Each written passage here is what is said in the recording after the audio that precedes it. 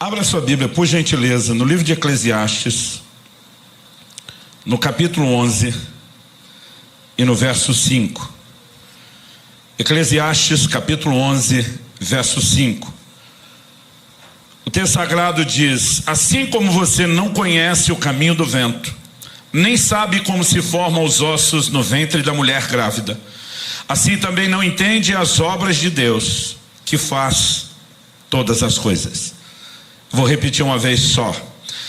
Assim como você não conhece o caminho do vento, nem sabe como se formam os ossos no ventre da mulher grávida, assim também não entende as obras de Deus, que faz todas as coisas. Porque quando ele diz assim como você não conhece o caminho do vento, ele basicamente não está falando apenas de algo que não se conhece, mas de algo que não se vê.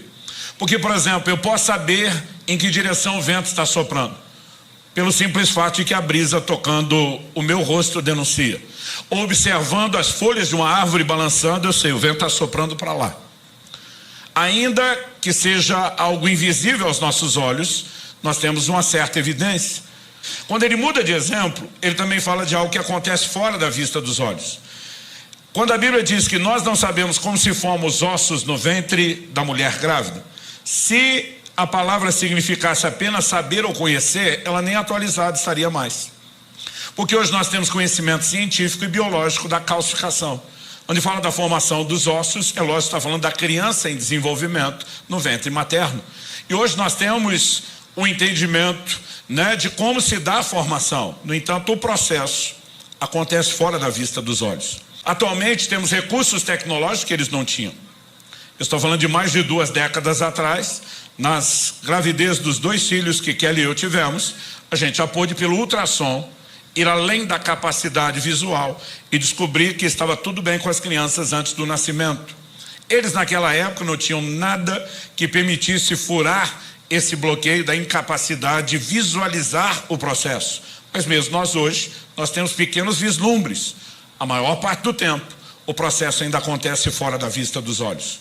E aí, depois de definir como um padrão e uma alegoria esses 2 exemplos de coisas que não são visíveis aos olhos, que a Bíblia diz: assim também não sabes, não conheces ou não entendes o agir de Deus, que faz todas as coisas. Ou seja, a Bíblia garante que Deus está agindo em tudo, mas não é porque Ele está agindo em tudo que significa que eu e você consigamos reconhecer o processo. Nós podemos até ter a evidência de alguns resultados, mas não acompanhar o processo.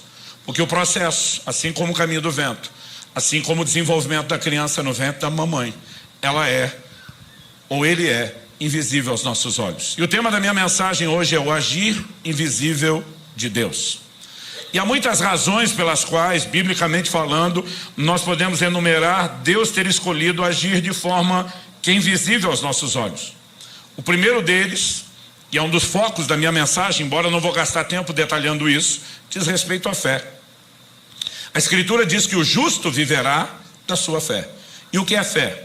Hebreus 11:1 diz que é a convicção de coisas que não se veem. E segundo aos Coríntios, no capítulo 5, no verso 7, Paulo diz: visto que andamos por fé e não por vista, porque andar por fé não é andar pela vista dos olhos. E o Deus que nos chamou a andar em fé, Ele está dizendo que eu e você não precisamos do testemunho visual para que a gente possa acreditar ou confiar. Então Deus pode seguir agindo de forma invisível aos nossos olhos, e a gente pode seguir crendo que Ele age em todas as coisas, mesmo que a gente não esteja no controle do desenvolvimento do processo. Eu gostaria de destacar que o agir de Deus, ele vai além da nossa compreensão. Vai além da nossa compreensão, porque a mente de Deus, que tem planos em execução, é muito superior a nós. E nós não temos a menor condição de acompanhá-lo. 1 Coríntios 2,14 diz que o homem natural, a palavra traduzida do natural é psíquico, entrega ao psique a sua mente.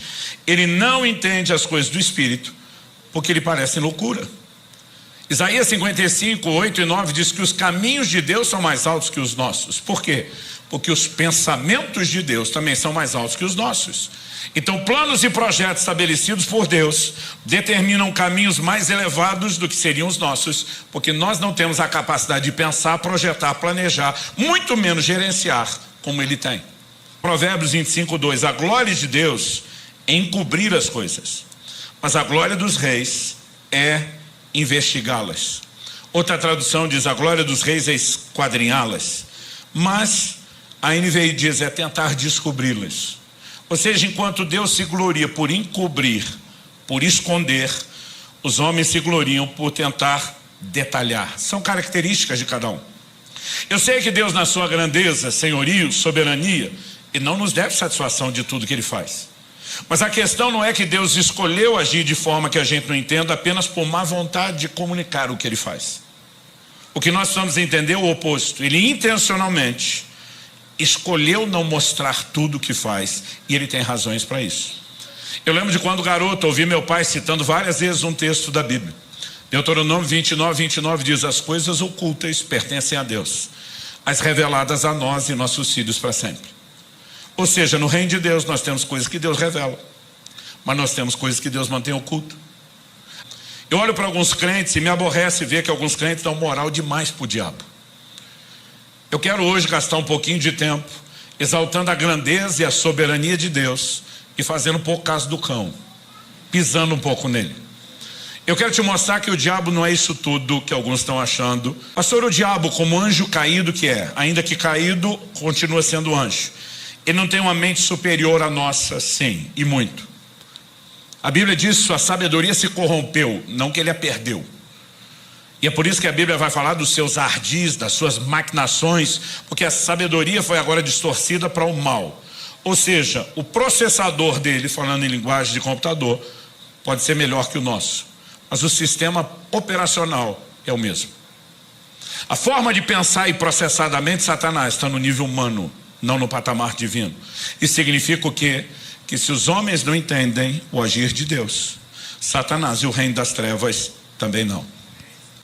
Efésios 3, de 8 a 10 diz assim: a mim, Paulo está falando, o menor de todos os santos, foi dada essa graça de pregar aos gentios o evangelho das insondáveis riquezas de Cristo. Ele está falando de coisas que não se sondam, não com a mente humana, e manifestar a todos qual é a dispensação do mistério. Veio de mistério, leia-se segredo, que durante tempos passados esteve oculto em Deus. Lugar de oculto, você pode ler escondido. Esteve oculto em Deus que criou todas as coisas, e isso para que agora, não mais como era no passado, pela igreja, a multiforme sabedoria de Deus se torne conhecida dos principados e das potestades nas regiões celestiais, segundo o eterno propósito, verso 11, que Deus estabeleceu em Cristo Jesus, nosso Senhor. Então vamos entender algo. Paulo está dizendo que durante muito tempo no passado, Deus manteve algumas coisas em oculto, em segredo. E Ele fez isso, por quê? Para que agora, pela igreja, Ele manifestasse, revelasse sua multiforme sabedoria. Sabedoria de Deus é tão grande, é tão expansiva, é tão fora da nossa capacidade de mensurar, que a única tentativa, a Bíblia dá um adjetivo que o homem entenda, é multiforme, ela tem muitas formas.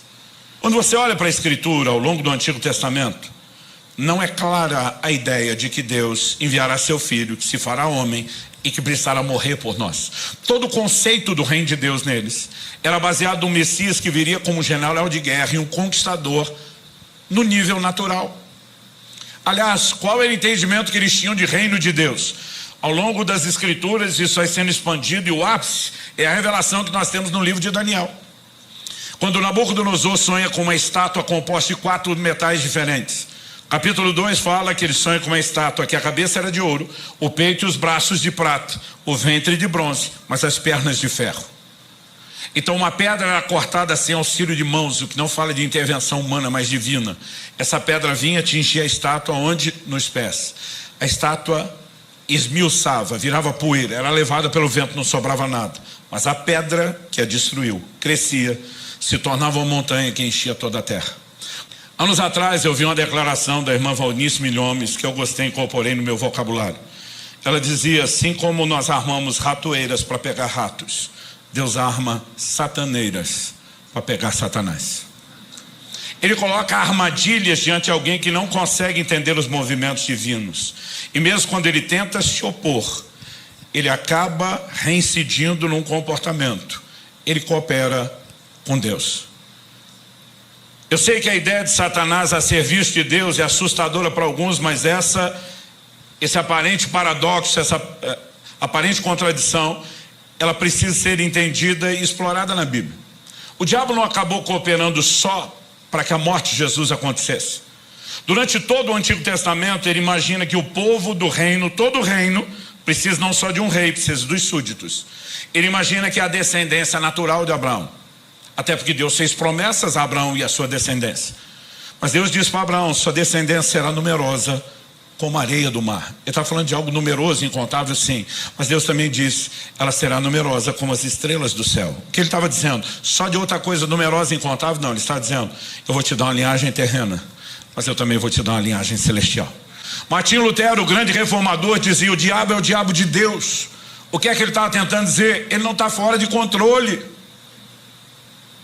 Eu vejo uns crentes que ficam apavorados, com medo do diabo, do reino das trevas, como se ele fosse muito mais do que é. Meu querido, a Escritura diz que maior é aquele que está em nós do que aquele que está no mundo. Mas algo que nós precisamos entender é que a Bíblia não apresenta um diabo fora de controle. Outro dia uma pessoa veio falar comigo, não, e ela falava baixinho assim, olhando para o outro lado, porque o caborja, e o que é o caborja? A pessoa estava assim, não, fala baixo. É dizer, é o diabo. Eu falei, por que tu está chamando o diabo de caborja? Para ele não ouvir. Com medo. Eu falei, gente, nós precisamos rever essa nossa teologia. Houve uma época em que a igreja, chamada para entender batalha espiritual, começou a andar numa neurose, com medo, olhando para trás, por cima dos ombros. Ao que eu e você precisamos compreender: o diabo não está fora de controle. Alguém o rotulou como uma espécie de cachorro na coleira, só vai até onde o tamanho da corrente permite. O diabo tem movimentos que são restritos pelo próprio Deus soberano. 1 de Pedro capítulo 5 verso 8 diz: o diabo, vosso adversário, anda em vosso derredor, bramando como leão, buscando a quem possa tragar. Ele pode tragar qualquer um? Não. É por isso que Efésios 4:27 diz: não deis lugar ao diabo. Nós temos um muro de proteção à nossa volta. E se você não dá, na linguagem dos crentes antigamente, brecha, ele não tem direito de entrar. Aliás, Tiago 4:7 diz: resistir ao diabo e ele fugirá de vós. 1 de Pedro 5:9, na sequência, depois de dizer que ele está buscando quem possa tragar, diz: resistir firmes na fé. Tipo, não dá moral para ele não. Quando chegar a hora certa, Apocalipse 20 diz que um anjo descerá do céu e prenderá Satanás numa cadeia por 1000 anos. Um anjo. Não vai precisar de Miguel e todas as hostes angelicais.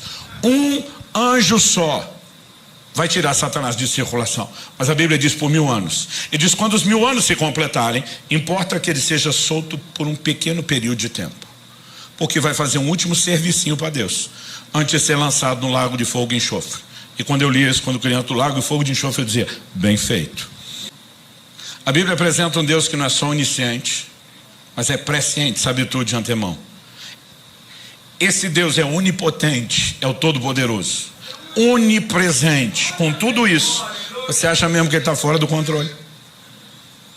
Agora, o que nós precisamos entender e compreender é que às vezes esse Deus, por razões que não entendemos, porque tem um agir que é invisível aos nossos olhos, ele permite ações satânicas.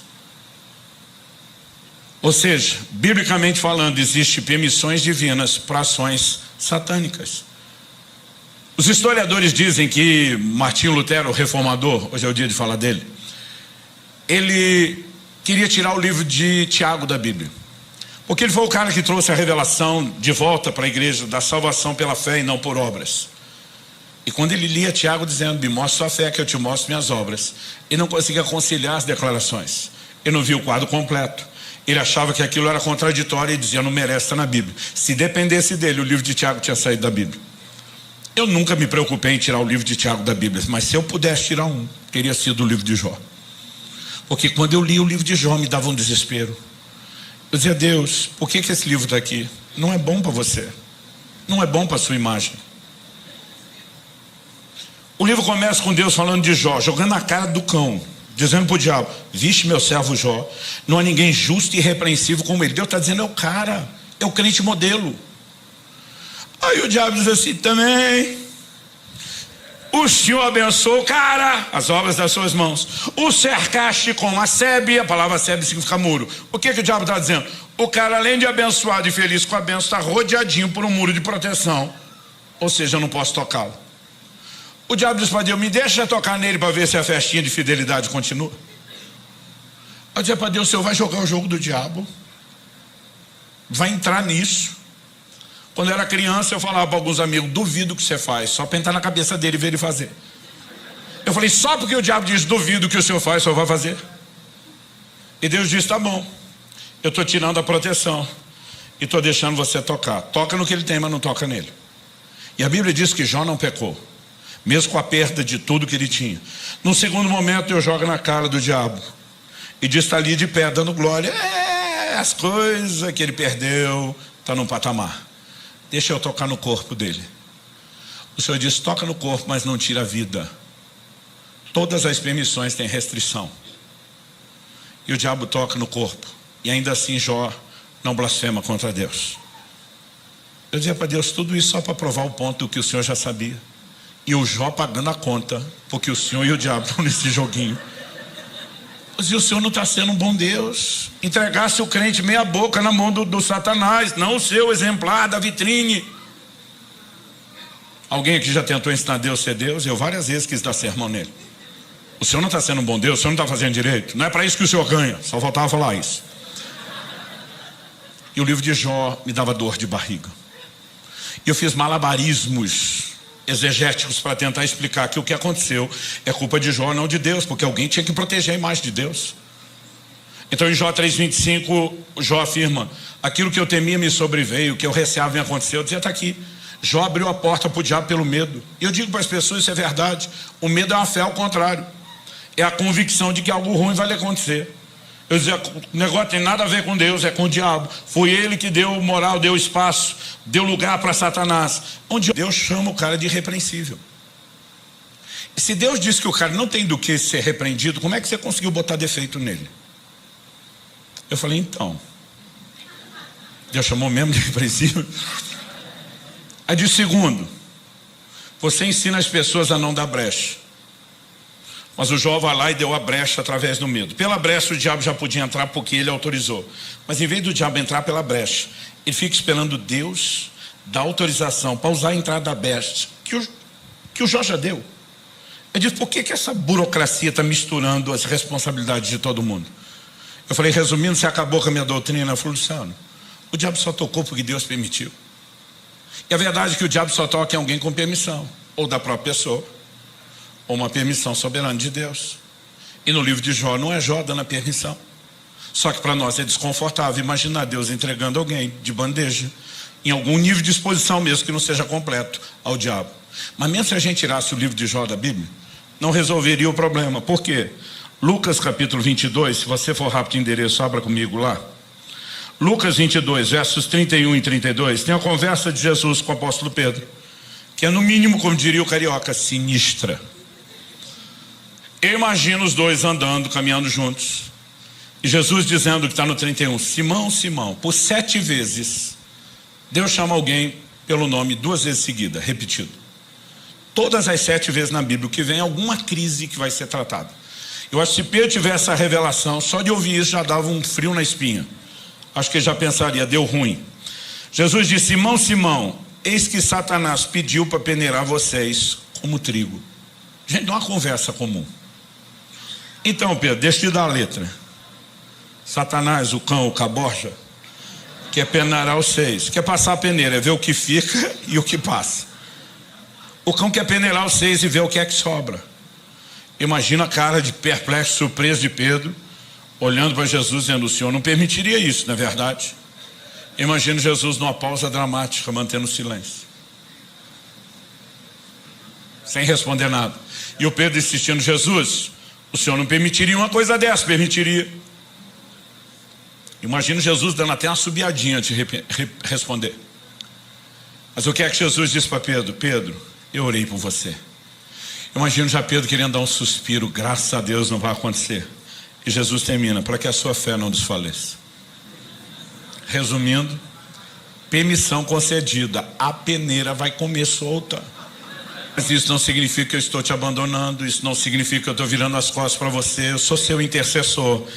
E quando você se converter, fortalece os seus irmãos. Sabe o que Jesus está dizendo? O fato de eu dar uma permissão divina para uma ação satânica contra você não significa que eu te abandonei, e nem que eu não posso tirar lucro dessa situação. Eu estou intercedendo para a sua fé não desfalecer. Mais do que isso, quando você se converter, porque esse processo não vai te destruir, vai te aperfeiçoar. Usa o seu crescimento para fortalecer os seus irmãos. Não dá para negar isso, gente. E se a gente tirasse esse texto da Bíblia também, aí você vai ter que lidar com Apocalipse 2:10, carta ao anjo da igreja de Esmirna. O diabo está para lançar alguns de vós na prisão. O diabo, Deus diz que é o diabo. E não só diz, gente, uma casualidade aí vai rolar. Ele está dizendo, é o diabo. Mas ele não diz, usa a autoridade do crente, repreende em nome de Jesus. E há momentos que é assim que nós vamos lidar. Ele só diz, ser fiel até a morte, e dar-te-ei a coroa da vida. O que é ser fiel? Não é apenas comprometido. Fiel é de fato a atitude daquele que tem fé. O que ele está dizendo é, fica comprometido como um sinal de que você continua crendo. Não há razão para duvidar. Mesmo que por alguma razão que você não entenda, eu permita o diabo te arrastar para a prisão. Confia em mim. Deus não tem que ficar dando satisfação do que faz por que faz. E ele tem uma forma de agir que é invisível aos nossos olhos. Mas nós temos uma declaração de Jesus a Pedro no momento do lava-pés. E diz, Pedro, o que eu faço? Não entenderás agora, entenderás depois. Ou seja, ele está dizendo, você não precisa entender nesse momento. Nesse momento você precisa confiar. Mas a boa notícia é que em algum outro momento nós poderemos entender. Talvez ainda nessa vida, talvez no porvir.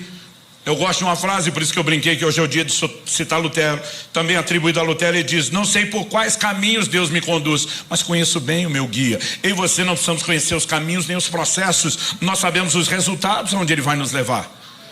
Adversidades que Deus permite não significa que ele deixou de estar comprometido, nos amando, preocupando com cada um de nós, cuidando de cada um de nós. Olha, os amigos de Daniel foram lançados na fornalha de fogo por fidelidade a Deus. Não me parece um bom prêmio ou recompensa.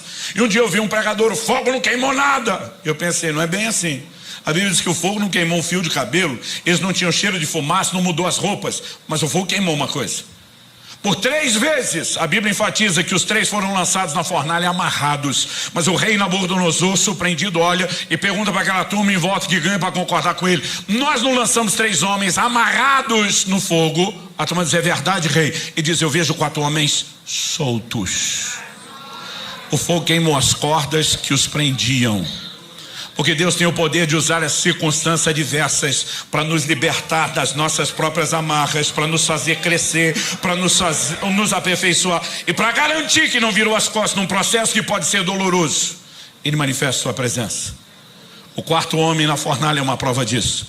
E Jesus prometeu, eis que estou convosco todos os dias, até a consumação dos séculos. Faça chuva, faça sol, dia de eclipse. Ele prometeu que estaria conosco todos os dias.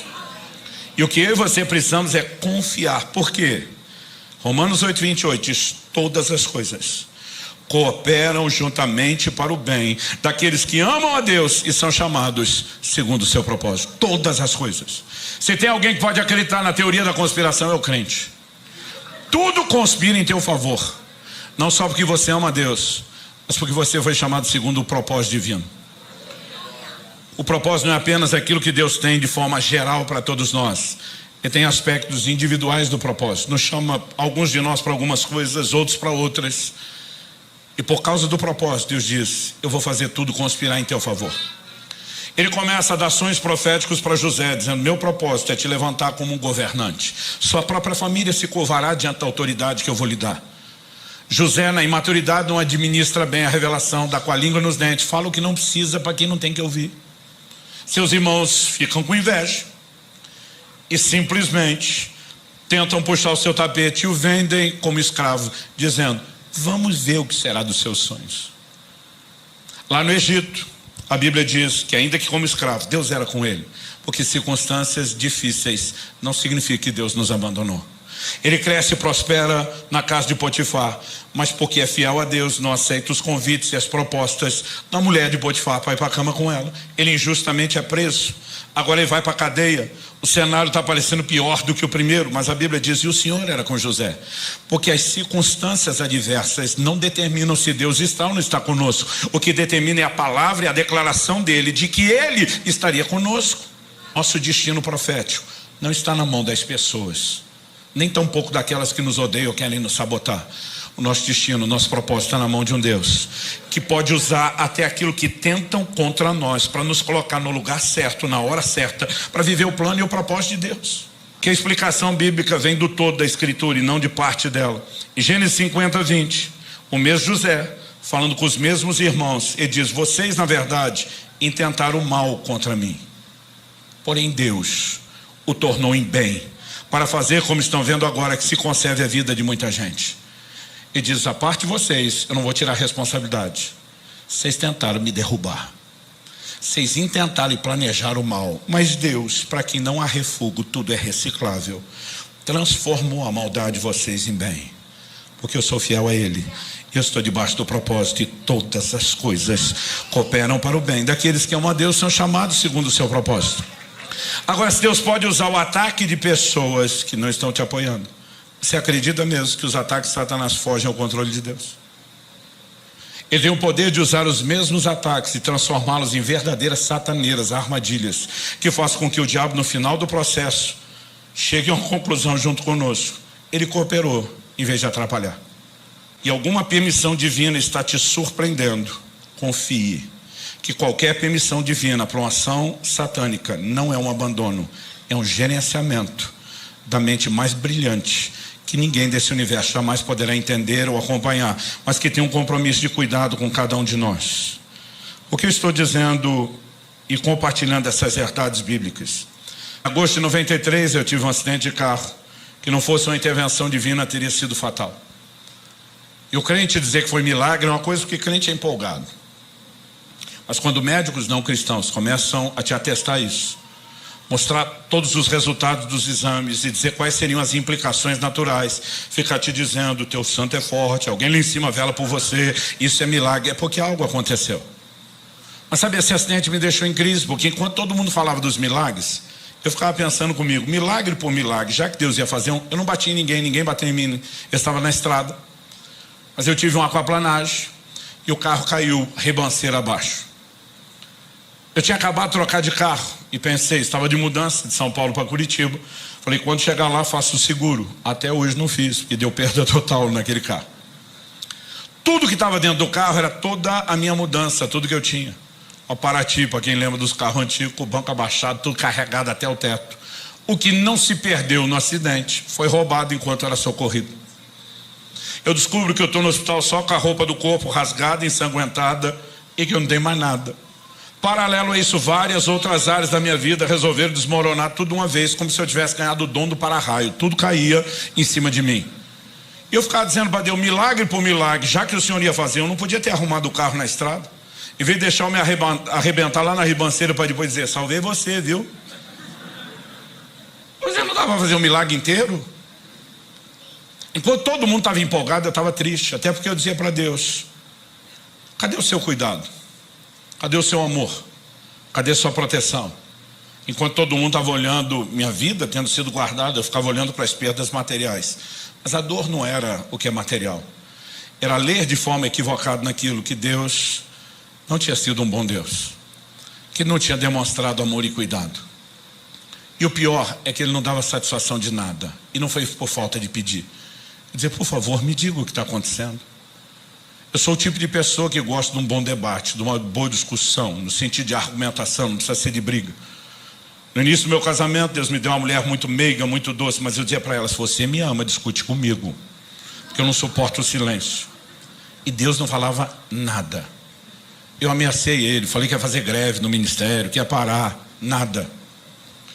1 ano e 3 meses depois, esse acidente acabou trazendo mudança, eu deixei um ministério itinerante e fui para o pastorado. Depois de um tempo sendo provado à frente do pastorado, chegou o momento de ser reconhecido e ordenado. No dia da ordenação, eu e mais 2 colegas estamos recebendo oração em posição de mãos. E um dos pastores, na hora que impõe as mãos sobre mim para orar comigo, ele tem uma visão aberta de um anjo de Deus em pé ao meu lado. Ele viu o anjo como você está me vendo. Ele ouviu o anjo falar com ele como você está me ouvindo. E para encurtar a história, o anjo disse, diga para ele que o acidente de carro que ele teve no ano passado foi de fato, como ele diz nas orações dele, uma tentativa de Satanás. Porque eu dizia para Deus, você cuida do cão. O tempo todo na oração. Eu dizia, mas nós 2 sabemos que o diabo só toca com permissão. Eu dizia para Deus, nós dois sabemos que ou é uma permissão humana ou uma divina. E nós dois sabemos que não fui eu que dei a permissão. Então está dizendo para ele, por que é que o senhor daria? Eu fui fiel. Sabota o crente meia boca, não eu. E o anjo diz, diga para ele que, como ele diz nas orações, de fato foi Satanás. Porque Satanás o via como uma ameaça e queria pará-lo. Mas o anjo diz, diga para ele, por que Deus o permitiu? Em agosto desse ano, isso completa 30 anos. E sabe o que é o curioso? Eu ainda tenho vergonha de contar essa história. O anjo disse, Satanás queria pará-lo porque o via como uma ameaça. Deus precisava pará-lo para não perdê-lo. O ministério dele estava crescendo mais rápido do que a capacidade dele de se deixar ser tratado e trabalhado por Deus. Era só uma questão de tempo. E o sucesso se transformaria em fracasso. Ele iria sucumbir debaixo do peso do próprio ministério. Deus precisava pará-lo e decidiu usar essa circunstância. O Senhor vai segurá-lo nessa cidade por um tempo até tratar profundamente com ele, para somente depois de muitos anos liberá-lo para voltar a correr e viajar não só o Brasil, mas as nações. Mal sabia eu que esse castigo ia levar pelo menos uns 25 anos antes de voltar a fazer o que ele estava fazendo. Mas quando eu consegui entender o outro lado, a outra versão, a vergonha era enorme. Eu dizia para Deus, me perdoa. Eu estava aqui protestando, murmurando, reclamando da sua suposta falta de amor e cuidado, enquanto o Senhor estava cuidando de mim. Assim como não sabes o caminho do vento, nem como se formam os ossos no ventre da mulher grávida, é o que a Bíblia diz, não sabes as obras de Deus, que faz todas as coisas. Não é porque você não está vendo que Ele não está agindo. Mas eu descobri que Deus colocou diante do diabo uma sataneira. Ele doido para me destruir. Deus diz, vai que é tua. Pega o menino na estrada. E hoje quando eu olho para trás, eu irônico e sarcasticamente falo pro cão, tu foi uma bênção na minha vida. E a vontade de dizer, mané. Achou que ia me destruir e contribuiu com o processo. Eu e você precisamos de um nível de compreensão, que não importa o que estamos enfrentando. Deus falou comigo claramente depois disso. Eu te deixei entender o que aconteceu no acidente. Porque eu quero que você proclame uma mensagem à minha igreja. Chame meus filhos a confiar em mim, mesmo quando eles não entendem o que está acontecendo. Leve-os a um lugar de confiança irrestrita. O Senhor diz, mas apesar de eu ter permitido que você entendesse o que aconteceu nesse acidente, para ajudar na didática do ensino, ele falou, isso não significa que eu vou ficar te dando satisfação de tudo que eu estou fazendo na sua vida daqui para frente. Mas algo que eu aprendi é confiar, mesmo sem ver.